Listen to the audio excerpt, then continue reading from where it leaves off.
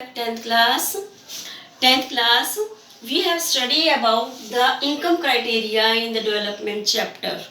Students, आपको मैंने बताया था कि किसी भी स्टेट का, किसी भी कंट्री का अगर डेवलपमेंट जो निकाला जाए तो हम किस किस बेस पे क्राइटेरिया क्या होंगे उसके, जिससे कि हम डेवलपमेंट का पता कर सकते हैं। तो अभी हमने पढ़ा था बच्चों PCI means per capita income, और किसी भी स्टेट की या कंट्री की कंपैरिजन जो है, किसी की इनकम ज़्यादा है और किसी की कम है, या किसी एक ही कंट्री में किसी स्टेट की इनकम ज़्यादा है, पर कैपिटा इनकम एवरेज जो इनकम होती है, और किसी की कम है, तो हम ये समझेंगे कि वो डेवलप्ड एरिया है, डेवलप स्टेट है या डेवलप कंट्री है।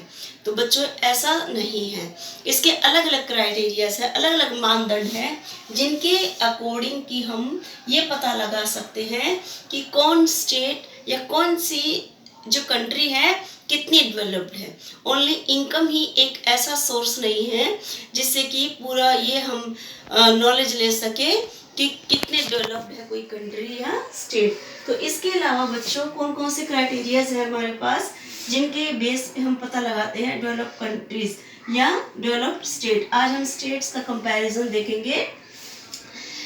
जो है सबसे पहले पीसीआई हम दे चुके हैं, 2011-12 की रिपोर्ट देखेंगे 3 स्टेट्स के according, Punjab, Kerala, Bihar.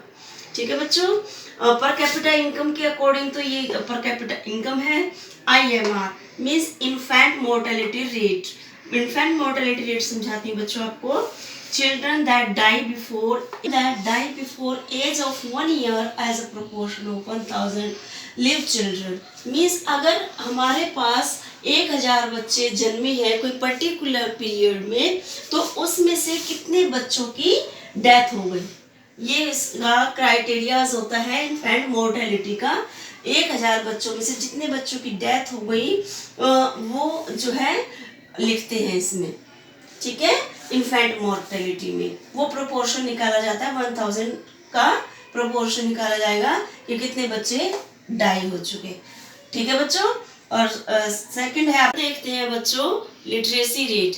Literacy rate में क्या होता है, literate population in 7 and above age group. 7 year या इससे ऊपर के जो भी नागरिक हैं देश के, कुछ 7 ईयर से बच्चे हैं, से ऊपर के जो बच्चे हैं, ऊपर के जो भी नागरिक हैं देश के, वो पॉपुलेशन में कितने पढ़े लिखे हैं और कितनी इलिटरेट है, कितनी लिटरेट है। जो लिटरेसी रेट निकल के आती है परसेंटेज के अकॉर्डिंग, इन तीनों स्टेट में हमने इसका क्राइटेरिया जो है निहित किया है। ठीक है, उसको बोलेंगे लिटरेसी रेट। पॉपुलेशन में 7 से ऊपर कितने जो नागरिक पढ़े लिखे हैं देश में, या किसी भी पर्टिकुलर एरिया का हमें क्राइटेरिया अगर निकालना है। ठीक है बच्चों, कंपैरिजन डेवलपमेंट निकालना है। नेक्स्ट है net attendance ratio. Net attendance ratio बच्चों मैं समझाती हूँ तुम्हें।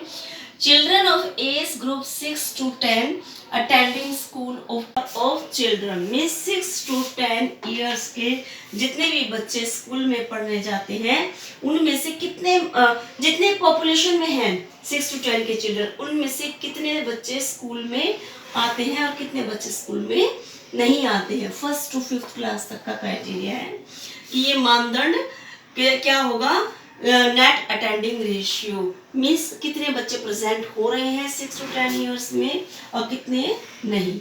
ठीक है बच्चों, इन क्राइटेरियाज पर किसी भी स्टेट की या कंट्री की जो है ये मेन क्राइटेरियाज है। इसके अलावा भी नेक्स्ट क्राइटेरिया बाद में समझाऊंगी आपको। इनके कंपैरिजन हम करके देखेंगे कि कैसे हम किसी भी स्टेट को डेवलप्ड कह सकते हैं, पंजाब, केरला और बिहार। देखिए बच्चों, पहले हम देखेंगे पर कैपिटा इनकम जो है पंजाब की कितनी 2011 में और 12 में कितनी थी, 74,606, 63,725 केरला की थी, एंड बिहार की कितनी थी स्टूडेंट्स, 23,435। तो आपने देखा कौन से स्टेट की पर कैपिटा इनकम जो है ज्यादा थी, किसकी ज्यादा थी, पंजाब की। तो क्या पंजाब ही डेवलप्ड स्टेट है? इन तीनों के अलावा हम देखेंगे तो अगर हम इनकम के अकॉर्डिंग देखते हैं तो पंजाब डेवलप्ड स्टेट है, बट नहीं। अगर हम अदर क्राइटेरियाज पे ध्यान देंगे तो जैसे कि इन्फेंट मॉर्टेलिटी रेट मीन्स 1000 जब बच्चे पैदा होते हैं उसमें कितने बच्चों की डेथ हो जाती है। पंजाब में 30, पंजाब में 30 एंड केरला में 12 एंड बिहार में 44। तो बच्चों हमने देखा सबसे आगे इसमें पंजाब में सबसे ज़्यादा जो थी इनकम रेट था, ठीक है बच्चों, और केरला में सेकंड नंबर पे था, बिहार में थर्ड नंबर पे था। इसमें हम देखेंगे पंजाब में इन्फेंट मॉर्टेलिटी बहुत ज़्यादा है, जो मरने वाले बच्चों की संख्या बहुत ज़्यादा है, मीन्स वहाँ पे हेल्थ केयर कम है। और सबसे जो कम है IMR जो इन्फेंट मॉर्टेलिटी रेट केरला में सबसे कम है, 12 बच्चे ही 1000 बच्चों पे जो है डेथ हो रही है, मीन्स वहाँ पे हेल्थ केयर ज़्यादा है, जो है वहाँ पर सैनिटाइजेशन ज़्यादा है, हेल्थ केयर ज़्यादा है, मेडिसिन की अच्छी सुविधाएं हैं। इट मीन्स वो पंजाब से और बिहार से जो है ज़्यादा अलर्ट स्टेट है, इस बात में हम मानेंगे। देन इनकम क्राइटेरिया जो है पंजाब का ज़्यादा है, बट IMR किसकी हो गई, इंक्रीजिंग हो गई 12 जो है केरला की। तो बच्चों इन दोनों में डिफरेंस आ गया, तो यहीं पे हम समझ जाते हैं। और बिहार में दोनों में ही जो है क्राइटेरिया बहुत जो लो जा रहा है, तो इससे हम समझेंगे कि हम सिर्फ इनकम को ही एक क्राइटेरिया नहीं मानेंगे डेवलपिंग का, सिर्फ हम IMR को भी देखेंगे। नेक्स्ट बच्चों हम देखेंगे लिटरेसी रेट, कि लिटरेसी रेट किस में ज़्यादा है किस में। लिटरेसी रेट हमने देखा था 7 से ऊपर के जो भी सिटीजन्स हैं कंट्री के, वो लिटरेट होना ही जो है लिटरेसी रेट कहलाता है। पंजाब का 77% और केरला 94% एंड बिहार जो है 64%। तो इसमें लिटरेसी रेट भी किसका ज़्यादा हुआ बच्चों, 94 केरला का। केरला का लिटरेसी रेट ज़्यादा होने से हम समझ गए कि भले ही पर कैपिटा इनकम पंजाब से केरला की कम है, बट जो इन्फेंट मॉर्टेलिटी में भी जो है उसकी कम होने की वजह से इन्फेंट मॉर्टेलिटी में 12 जो बच्चे होने की वजह से वो आगे है पंजाब से, उस वहाँ पर हेल्थ केयर ज़्यादा है। 94 जो लिटरेसी रेट है वो भी हम पंजाब से आगे समझेंगे इसे, और बिहार तो एवरी एरिया में ही सबसे पीछे है ना। बिहार की हम हर एरिया में ही थर्ड नंबर पे है डेवलपिंग में, किसी भी तरह से हम उसको कंपैरिजन में ला ही नहीं रहे हैं, ठीक है स्टूडेंट्स। अब आगे हम देखेंगे नेट अटेंडेंस रेशियो, कि 6 to 10 के जो बच्चे हैं कितना अटेंडेंस देते हैं स्कूल में, 1st to 5th की क्लास के बच्चे। पंजाब के बच्चे 82, केरला 91 और बिहार 72। इसमें ही बच्चों केरला जो है 91 जो बच्चे ज़्यादा वहाँ पढ़ने जाते हैं, दूसरे नंबर पे पंजाब है।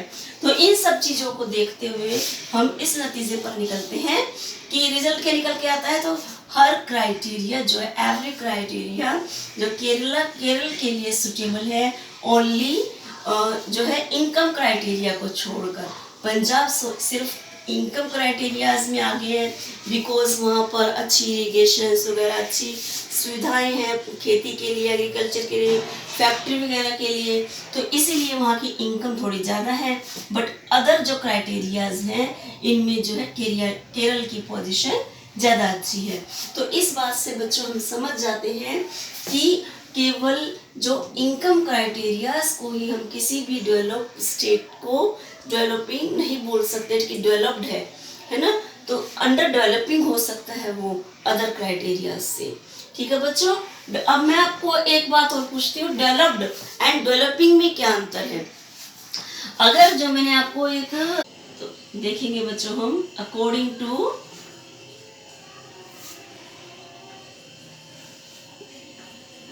2012 rich countries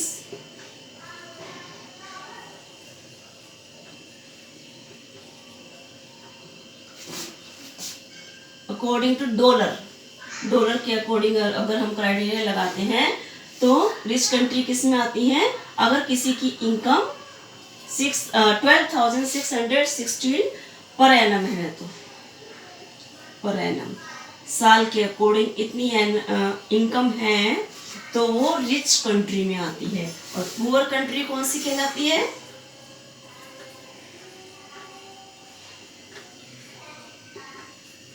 poor countries dollar के अकॉर्डिंग अगर 1015 जो है डॉलर उसकी इनकम है per capita income per annum,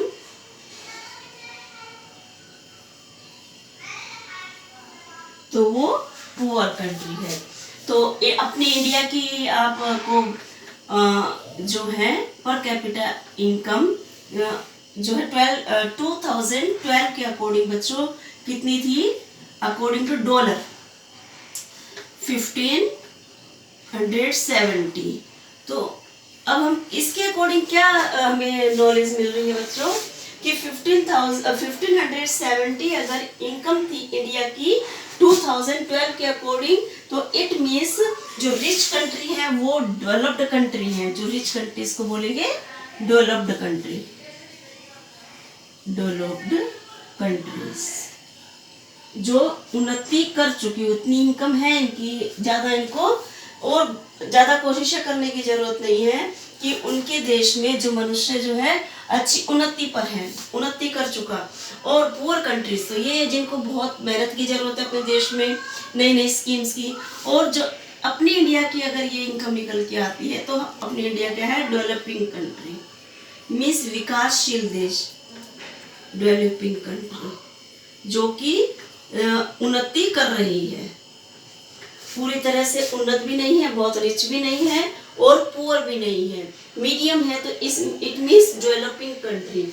और जो बहुत रिच कंट्रीज हैं उनको डेवलप्ड कंट्रीज।